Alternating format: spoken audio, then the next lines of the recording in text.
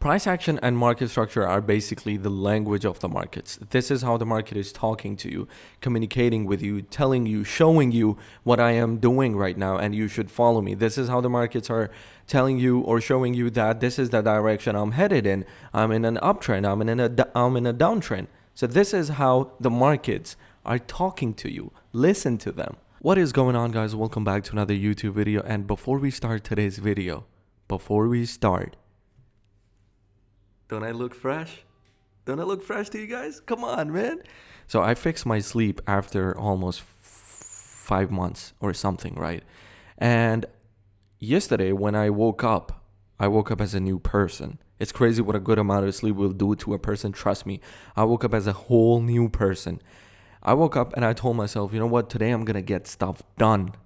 First thing I do, go get a haircut. Second thing I do, come back and trim my beard. Believe it or not, I always do my beard myself. I've never gotten it done by the barber. So I'm pretty proud of that.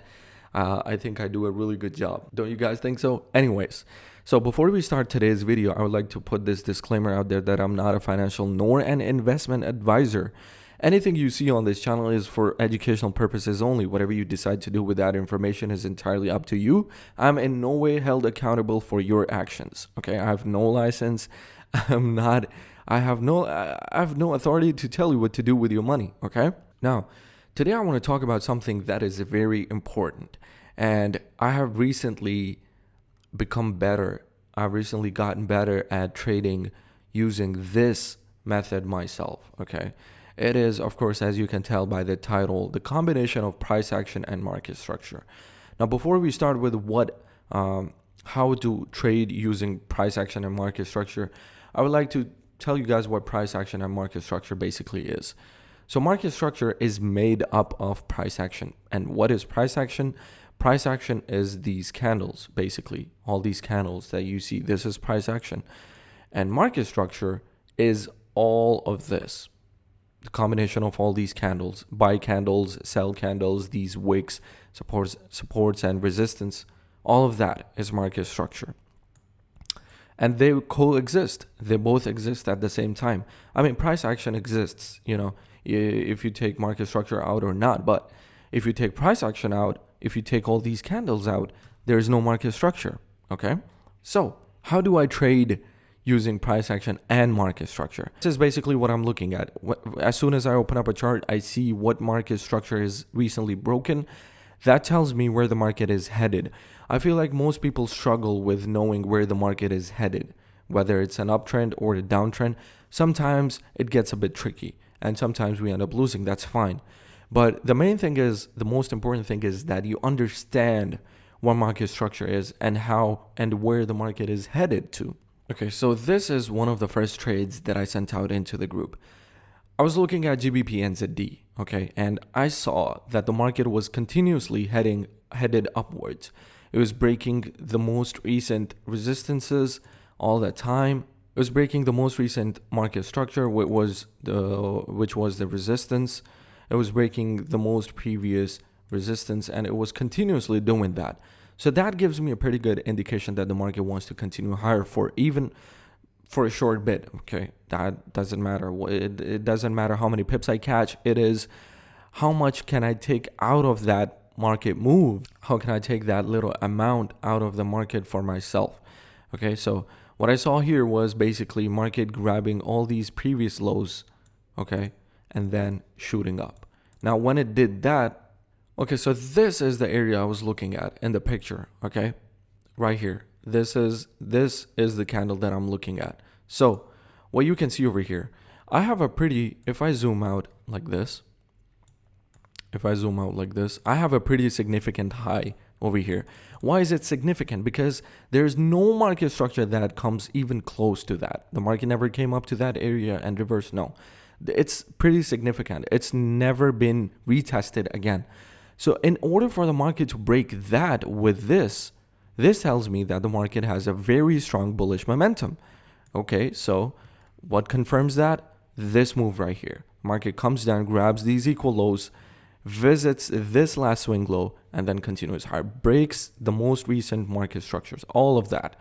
All the recent market structure, all the resistance is broken. So I know when the market comes back to this area, it will go up for a little bit. That's exactly what I marked out on my charts. And as you guys can see right here, when the market revisited that area, you can see it shot up immediately after testing that swing low. So how many pips was that? I guess my entry was here somewhere, about 150 plus pips. This will, of course, be different to your broker because of the spreads and even the market structure overall. So yeah, I mean, pretty decent trade just looking at the market structure. Okay, so we basically have the same idea here. I see the market just falling and falling and breaking all the previous supports, all the previous market structure as support. Okay, it gets broken continuously, market keeps dropping. Now this area is of very high significance to me. Why is that? After you have worked that out, that where the market is headed by continuously breaking the previous market structure, you need to look for these areas of significance. These areas of significance is where you take a trade. So this right here catches my eye. Why is that? First of all, because market grabbed all this liquidity, which was the previous equal highs, and then just dropped. Also, it was the last buy candle before that huge sell that came after that. So this tells me that this area is of pretty high significance. What happens when the market comes back to that area? Right here. You guys can see market created equal highs, even better. That gives you an indication that yes, the market will come grab these equal highs and then maybe potentially reverse. That is exactly what happens. Now, I missed this trade, I think by 0.1, 0.01 or 0.1 pip. So that's a problem with being too accurate. But anyways, that's a good problem to have. Anyways, the market comes to that area and reverses.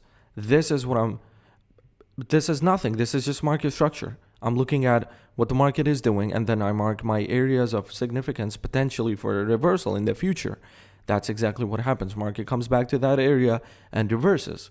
This is what you guys want to see as well. You guys want to see what the market is doing by creating new market structure, breaking previous market structure. That will give you that direction. Once you have that direction, you want to go into that direction. Maybe the market will reverse only for 30 pips, 20 pips. So what? Isn't that profit? Isn't that profit? It is profit. So don't let your ego decide how many pips is a good profit or is a profit, okay? Even 1 pip is a profit. So another example right here. I see the market continuously falling, breaking previous market supports, breaking previous market structure, and then I see imbalance right here. Now I'll make a separate video on what imbalance is, so don't worry about that. Just for now, keep in mind that it is a huge candle with nothing to the left and nothing to the right. It's just an alone candle. Whether it can be a bullish candle, can be a bearish candle, doesn't matter. Huge imbalance. I tend to take the trades at middle, at the 50%, at the half of the imbalance candle. So as you guys can see, market started creating liquidity. That tells me that the market is going to spike up, grab all these equal highs, and then fall down below. What happens? Market comes up, grabs all these equal highs, and then drops below. Some people might argue that this was a liquidity grab. Yes, it was, but does it fulfill the criteria of my entry? Does it come to my entry area? It does not. So I'm not going to take the trade there. I'm going to wait for the market to come up there, and then I'm going to take the trade. Very good, very neat and clean. Just looking at market structure and then marking my area of significance. Simple as that. I want to show you guys the exactly same thing happening last night. So I was looking at Euro NZD last night. Okay, and the market is continuously falling. Yes, I know that. But what happens here? We see that the market drops down below. Okay, keeps breaking the previous support, keeps breaking the previous market structure. But here what happens? Market shoots back up, breaks the previous highs. Not only that, it creates a new higher low. So it creates a higher high, creates a higher low. Right away, this becomes my point of reference or area of significance. The market, if it's to continue higher, it should never break below the previous higher low in an uptrend, of course. So that's what happens. Market drops below into this whole zone. The whole thing is a buy zone. Market drops down into that, and let's see what happens on the charts. Perfect. So you guys can see the market drops down into that area. Don't mind the entry, don't mind the stop loss. The stop loss realistically should be right below this area of significance. If the market is about to continue higher, it should never break below this. If it does, and if it respects, it comes and retests this area again, which it already has, then you take the loss. There's nothing wrong with that, okay? But I would not take the entry on this area again because it has already been tested once. So how many pips? I think 50 plus pips. Let me move the entry to, okay.